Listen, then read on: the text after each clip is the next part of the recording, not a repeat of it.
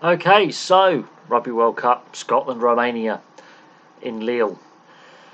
It's a demolition job by Scotland, isn't it? Tri-fest, absolute tri-fest. It was 42-0 at half time. It's 84-0 on the night. Absolutely ridiculous. Darcy Graham scored 4 tries.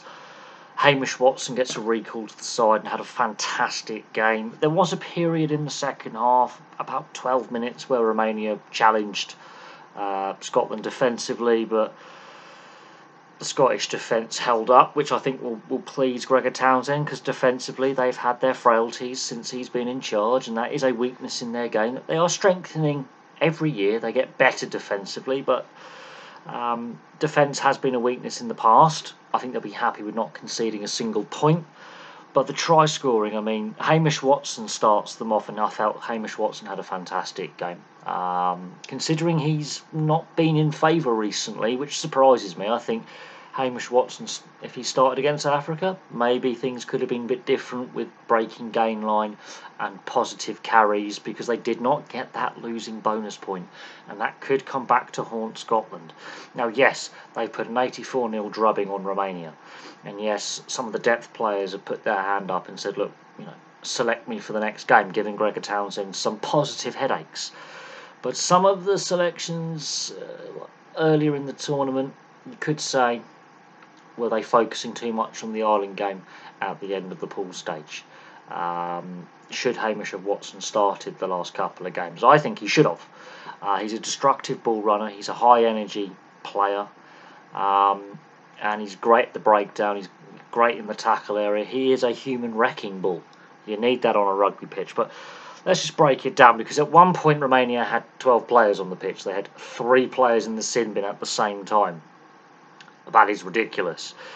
2 high tackles in there, both remained yellow, and one for collapsing a maul by coming in at the side, and basically sort of a cynical yellow card.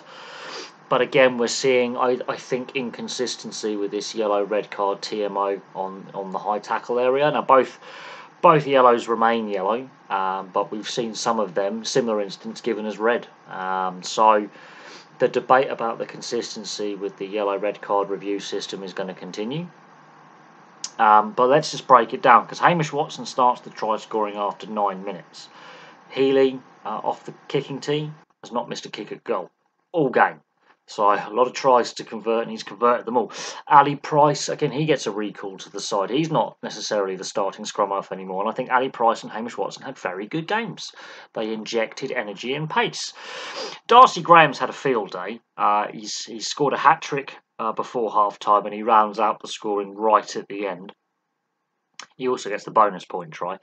Darcy Graham gets his first try in 20 minutes. He was popping up all over the field. He wasn't holding just his right wing. He would appear on the left wing. He would appear in the middle of the field. He would make interesting combinations with players. Darcy Graham was a live wire. I think he was the best player on the field today, in my opinion.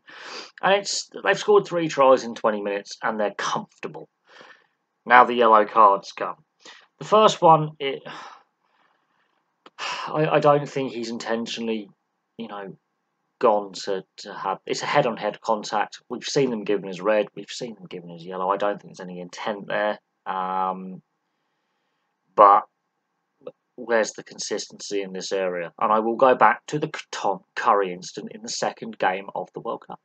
On the first weekend, the England-Argentina game. I will go back to the Tom Curry incident and say, where is the consistency in this area? Because we've seen yellows, we've seen reds. No consistency. With the way they set their stall out in the England-Argentina game, they've made a rod for their own back, because the following day there's a yellow given for a similar incident, and the inconsistency has continued. Now, I don't think there's any malice in the challenge. I don't think he's intentionally, gone to bash him in the head with his own head, but it's a yellow. Within 2 minutes, so that's Iramescu going off. Florian Rosu's gone off. He's in at the side of the maul. He's changed his binds. It's classed as one of these cynical ones. Why it was a yellow though, and they were saying, oh, it's too far out for a penalty try. You can debate should that have been a yellow or not, but it's one of them where it's a coach-killing yellow. Then Darcy Graham gets the bonus point try shortly after, and that's on 34 minutes. Fagerson gets another try on 38 minutes. Then we have the Simonescu yellow. I think, again, in both these cases for the Romanian players, they are set in the line. They're not going forward to engage the player. I think that potentially goes in their favour. I think it's not as bad as the Ieremescu one. It's not as bad as some of the other ones we've seen with the head contact. But, you know, it's one of them, the consistency in the area, because we've seen, was it 7 or 8 reds now in the tournament so far, which have been upgraded from yellow. We haven't seen a straight red yet, I keep making that point. But the consistency varies in this area. I think we need to give the power back to the on-field refs with the assistance of the TMO. And then if it is deemed in post-match review that it should have been a red, potentially, you know, give a suspension. But yeah, Romania didn't help themselves with 3 players in the sin bin at the same time. They're down to 12 players. Darcy Graham gets his hat-trick try right on stroke of half-time, not long after the 3rd yellow card. So at that point, Romania have just got back to 14 players. So they didn't help themselves. 3 players in the sin bin at the same time. You don't often see that, but we are seeing an increase in the number of yellow cards. The number is the average of yellows per game, and is definitely going up. That is a noticeable fact. So there's the hat-trick try, dead on the stroke of 40 minutes. It's 42-0. And then the second half begins as the first half ended. You got Chris Harris gets a try on 46 minutes. Ollie Smith gets a try on 53 minutes. Ben Healy, who's had a good game from fly-off. A few errors in his game. That's more to do, I think, with lack of game time and a bit of nerves there. You know, it's his first World Cup match. I mean, he did miss touch with a few penalty kicks. So some technicality errors there. But he's had a decent game. He's brought players into play. He's brought his centres into play. His other outside backs into play. His combinations with the forward pack have been good. And he's had a good all-round game. A few little bits of rust in the game. But he's had a good all-round game and well rewarded with the try in 58 minutes. So they've kept the scoreboard ticking over. They have just been consistent, making line breaks, tearing this Romanian defence asunder. And then Romania get a bit of ball. Romania really didn't have a lot of time with ball in hand for most of the game. They were struggling to build phases. They had a 10-12 minute period between Ben Healy's try and Johnny Matthews' try where they threw the kitchen sink at it. And fair play to them. I mean, they've had a really tough World Cup. They've been battered pillar to post in every game. They've really taken a hiding in 3 games. A lot of points conceded, but they didn't give up. They showed a bit of willing and a bit of fight. And it would have been nice to see them score a try. It would have. I think their efforts deserved that a little bit. But they are missing key players. And, they haven't qualified for a World Cup for a long time. The last couple. And yeah, Romanian rugby's not in the position it was in 20 odd years ago. It has declined, and again, I'm going to go back to we need to give more games to the Tier 2 and Tier 3 nations. I think World Rugby has definitely got their international calendar wrong. I don't think the COVID pandemic has helped. Romania's had some controversy in qualifying for World Cups. Being thrown out of the last World Cup qualification.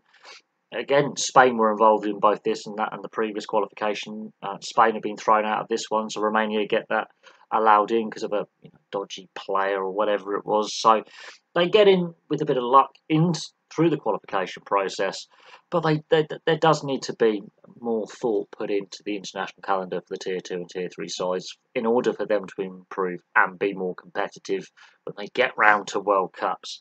But they threw the kitchen sink at it. I think this is where Scotland will be happy with their defence. Now, their defence in recent years, since Gregor Townsend's been in position as head coach, there have been times where their defence has been a bit leaky. And they have given up soft tries and made poor defensive decisions. And defence is one of those areas which is considered a weaker area for Scotland. They have made improvements year on year in points against per game, but it is still considered one of their weaknesses. Now, as I say, they've really strengthened that area, and that's this 12-minute period between the Ben Healy and Johnny Matthews try. You can see the work is starting to pay off on the defensive side of the coaching and the defensive side of how the team's set up to play, and making sure that each player understands their defensive responsibilities. So I think they'll be happy with that. They'll be very, very happy. No points conceded. And on the back of that, as I say, Johnny Matthews, Rory Darge, and then Darcy Graham scored 3 more quick-fire tries right at the end of the game. So they weathered a bit of a storm. And, of course, against Ireland, that defence is going to be more tested. So that's a good defensive workout going into the Ireland game, which is the crucial game, because this, for me, is one of the pools of death. And Darcy Graham getting 4 tries on the day, I mean, he's the standout player, because not only was he scoring tries, he was creating space for other players. He was part of build-up play for other tries on the field. He was popping up all over the field.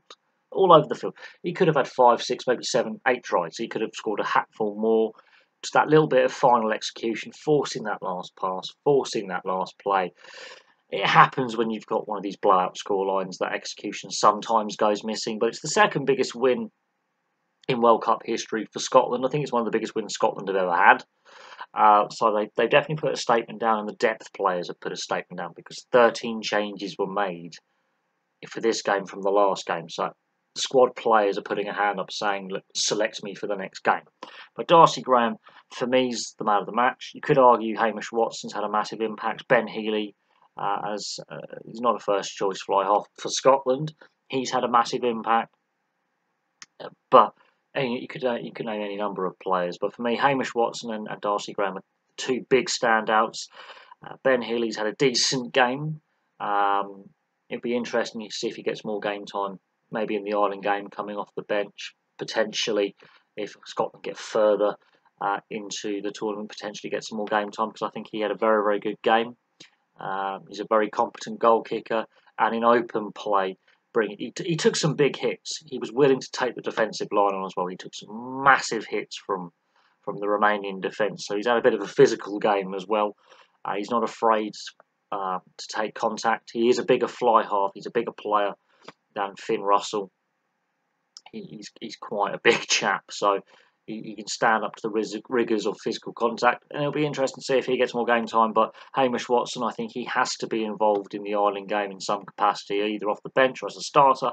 And Darcy Graham had a fantastic game. I think it's very, very hard to possibly drop him. So there we go. Scotland, a thumping win over Romania. Well, obviously the Ireland game is winner takes all, really. But for me, for now, thank you very much for watching. Place your thoughts in the comments section below, and I'll have some more content for you very, very soon.